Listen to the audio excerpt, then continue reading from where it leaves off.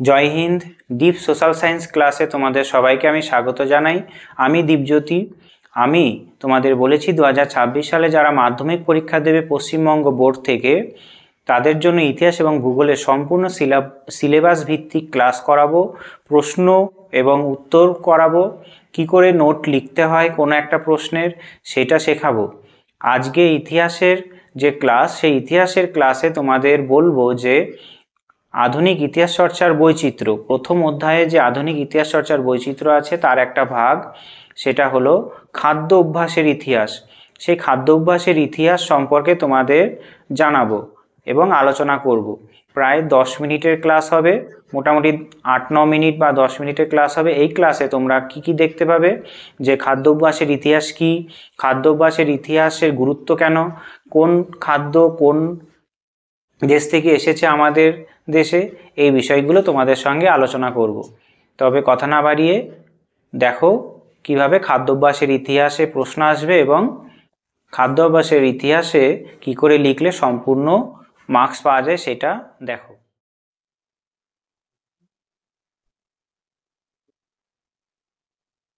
তবে দেখে নাও খাদ্যাভ্যাসের ইতিহাস বলতে কি বোঝায়। খাদ্যাভ্যাসের ইতিহাস হলো আধুনিক ইতিহাস চর্চার বৈচিত্র্যের একটা ভাগ, ঠিক আছে।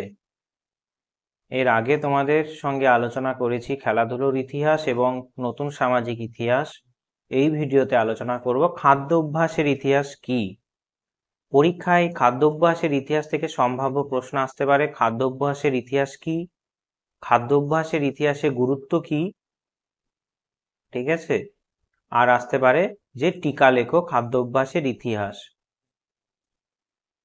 এবার খাদ্যাভ্যাসের ইতিহাস কি 2 মার্কসের, খাদ্যাভ্যাসের ইতিহাস গুরুত্ব কি 2 মার্কসের, এবং টিকা লেখো এটা 2 মার্কসেরও আসতে পারে। 2 মার্কস না এসে 4 মার্কসেরই আসার চান্স বেশি। এবার খাদ্যাভ্যাসের ইতিহাস বলতে কি বোঝায়, যে খাদ্যাভ্যাসের ইতিহাস হলো সামাজিক ইতিহাস চর্চারই অন্যতম দিক। কি আলোচনা করে, দৈনন্দিন মানুষের খাদ্য গ্রহণের রীতিনীতি, দৈনন্দিন মানুষের খাদ্য গ্রহণের রীতিনীতি, ঠিক আছে। মানুষ কি ধরনের খাবার দাবার খাচ্ছে, খাদ্য সংস্কৃতিকে নিয়ে যে ইতিহাস আলোচনা করা হয় তাকে আমরা খাদ্যাভ্যাসের ইতিহাস বলি। খুব ভালো রকম ভাবে ক্লিয়ার হলো না? যদি আমরা বৈশিষ্ট্য দেখি এবং গুরুত্ব দেখি তাহলে আমরা খুব ভালো করে বুঝতে পারবো। যেমন প্রথম বৈশিষ্ট্য বলছে যে খাদ্যাভ্যাসের ইতিহাস চর্চা থেকে বিভিন্ন ধরনের খাবার কিভাবে উদ্ভব হলো তা জানা যায়। অর্থাৎ আমরা বর্তমানে বিভিন্ন ধরনের খাবার গ্রহণ করি, ঠিক আছে। খাবারের প্রচুর ভ্যারাইটি এসছে, সেই খাবারগুলো কোথা থেকে এলো, কোন জনজাতির কাছে আগে প্রচলিত ছিল, সেই জনজাতি থেকে আমাদের কাছে কি করে পৌঁছালো, সেইটা খাদ্যাভ্যাসের ইতিহাস চর্চার মাধ্যমে খুঁজে পাই আমরা। যেমন এখানে বলা যেতে পারে ভারতীয়রা আলুর যে খাওয়া শিখেছিল, আলু খাওয়া, আলু তরকারির যে আলু খাওয়া শিখেছিল সেটা পর্তুগিজদের কাছ থেকে।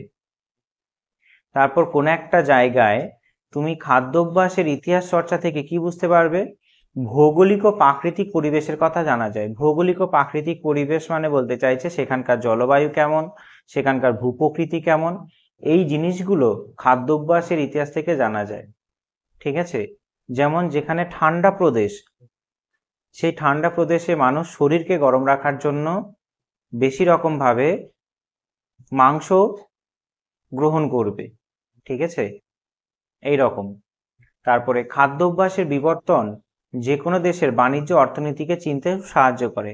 যে কোনো দেশের বাণিজ্য অর্থনীতি কতটা উন্নত কিনা সেইগুলো খাদ্যাভ্যাসের ইতিহাস থেকে আমরা জানতে পারবো।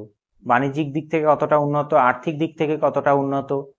তারপর 4 নম্বরে বলছে এক জনগোষ্ঠীর উপর অন্য জনগোষ্ঠীর সাংস্কৃতিক প্রভাব খাদ্যাভ্যাসের ইতিহাস চর্চা থেকে জানা যায়। অর্থাৎ আমরা যে এত খাবার গ্রহণ করছি, আমরা কোন সংস্কৃতিকে বেশি করে ফলো করছি, ঠিক আছে, কাদের সংস্কৃতিকে আমরা ফলো করছি, আমাদের ওপর কোন সংস্কৃতির প্রভাব বেশি খাদ্যের দিক থেকে, ঠিক আছে, সেইটা আমরা খাদ্যাভ্যাসের ইতিহাস থেকে জানতে পারি। তারপরে 5 নম্বর বলেছে খাদ্যাভ্যাস মানুষের ধর্মীয় আঞ্চলিক পরিচয় প্রকাশ্যে তুলে ধরতে সাহায্য করে। অর্থাৎ এখানে কি বোঝায়, যে খাদ্যাভ্যাস যদি তুমি ইতিহাস চর্চা করো সেই এলাকার মানুষের ধর্মীয় বিশ্বাস কেমন, ঠিক আছে, কারণ প্রত্যেকটা ধর্মে কিছু কিছু নিষিদ্ধ মাংস আছে। তাই সেই অঞ্চলের খাদ্য অভ্যাস থেকে তোমরা কি জানতে পারবে যে কার কেমন ধর্মীয় বিশ্বাস, এই বিষয়গুলো। তাই বলেছে খাদ্যাভ্যাস মানুষের ধর্মীয় আঞ্চলিক পরিচয় প্রকাশে তুলে ধরতে সাহায্য করে। তারপর বলেছে কোন একটি অঞ্চলে মানুষের খাদ্য অভ্যাস দেখে তারা কতটা স্বাস্থ্য সচেতন সে সম্পর্কে ধারণা দেয়। তারা স্বাস্থ্য নিয়ে কতটা সচেতন। মানুষ যদি স্বাস্থ্য সচেতন না হয়, বেশি তৈলাক্ত খাবার এবং ফ্যাট জাতীয় খাবার বেশি খাবে, ফাস্ট ফুড জাতীয় খাবার বেশি খাবে। তাই কোনো এলাকার মানুষ স্বাস্থ্য নিয়ে কতটা সচেতন সেটাও খাদ্যাভ্যাসের ইতিহাস থেকে জানা যায়। ঠিক আছে। তারপরে 7 নম্বর বৈশিষ্ট্য কি বলছে, সেন যুগে বৌদ্ধ ব্রাহ্মণ্য ধর্মের প্রভাবে বাংলায় কি ছিল, নিরামিষ খাবার ছিল। অর্থাৎ আমাদের দেশে সুলতানি যুগ শুরু হওয়ার আগে, সুলতানি যুগ শুরু হয়েছে 1206 খ্রিস্টাব্দ থেকে। ঠিক আছে। সেই সুলতানি যুগ শুরু হওয়ার আগে কি ধরনের খাবার প্রচলিত ছিল, নিরামিষ খাবার বেশি ছিল। কিন্তু যেই সুলতানি যুগ চলে এলো, সেই নিরামিষ খাবারটা পাল্টে আমিষ খাবার বেশি চালু হয়ে গেল। তাই খাদ্যাভ্যাসের ইতিহাস থেকে আমরা এই যে সংস্কৃতির পরিবর্তন সেটা আমরা জানতে পারি। এরপরে খাদ্যাভ্যাসের ইতিহাসে গুরুত্বপূর্ণ তথ্য কি কি আছে। গুরুত্বপূর্ণ তথ্য হিসাবে আমরা কি দেখছি, যে গবেষক হরিপদ ভৌমিক তার গ্রন্থ ছিল রসগোল্লা বাংলার জগৎ মাতানো।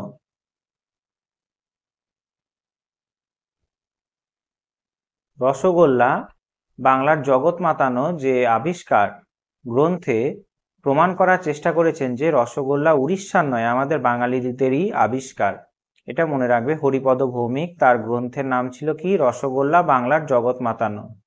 এই গ্রন্থে তিনি প্রমাণ করার চেষ্টা করে যে উড়িষ্যার নয়, রসগোল্লা আমাদের বাঙালিদেরই তৈরি। তারপর নদিয়া জেলার ফুলিয়ায় হারাধন ময়রা প্রথম আদি রসগোল্লা সৃষ্টিকর্তা। তারপরে বাগবাজারে নবীনচন্দ্র দাস কি করেছে, নবীনচন্দ্র দাস করেছে জনৈক ময়রা স্পঞ্জ রসগোল্লা তৈরি করেছেন। এরপরে আরেকটা উদাহরণ কি আছে, যে স্কটল্যান্ডকে কি বলা হয়, কেকের দেশ বলা হয়, কারণ সেই দেশে ওট মিল প্রচুর আছে। আর পর্তুগিজদের কাছ থেকেই, ঠিক আছে, পর্তুগিজদের কাছ থেকেই আমরা কি শিখেছি, দুধ থেকে ছানা কেটে কিভাবে মিষ্টি তৈরি করা যায়। দুধ কেটে ছানা তৈরি করে কি করে মিষ্টি তৈরি করা যায় সেটা আমরা পর্তুগিজদের কাছ থেকে শিখেছি। অর্থাৎ পর্তুগিজরা যদি আমাদের না শেখাতো দুধ থেকে কি করে ছানা তৈরি হয়, সেটা আমাদের তৈরি করতে পারতাম না, মিষ্টি তৈরি করতে পারতাম না। তাই বলা হয় যে বাঙালিদের যে পুজোয় মিষ্টি প্রয়োজন, সেই মিষ্টি দেবতার প্রায়ে আমরা দিতে পারতাম না যদি না পর্তুগিজরা আমাদের দুধ থেকে কি করে ছানা তৈরি হয় সেটা না শিখাতো। তাই এই জিনিসগুলো আমাদের কি দেখালো, যে পোশাক পরিচ্ছদ খাদ্যাভ্যাসের ইতিহাস আলোচনা করে কিন্তু আমরা এই জিনিসগুলো জানতে পারলাম। ঠিক আছে। তাহলে এই প্রশ্নের উত্তরগুলো অবশ্যই তোমরা নিশ্চয়ই পেয়ে গেছো। যদি বলে খাদ্যাভ্যাসের ইতিহাস কি, কাকে বলে লিখবে, আর দুটো বৈশিষ্ট্য লিখলেই হবে। খাদ্যাভ্যাসের ইতিহাসে গুরুত্ব কি, গুরুত্ব যদি দেয় তবুও তোমরা সংজ্ঞা 1 লাইন 2 লাইনে লিখে দেওয়ার চেষ্টা করবে। আর যদি টিকা লেখো বলে, তাহলে খাদ্যাভ্যাসের ইতিহাস কি, এর গুরুত্ব কি, ঠিক আছে, আর 2-1টা গুরুত্বপূর্ণ তথ্যও বলে দিতে হবে, তবে উত্তরটা সম্পূর্ণ হবে।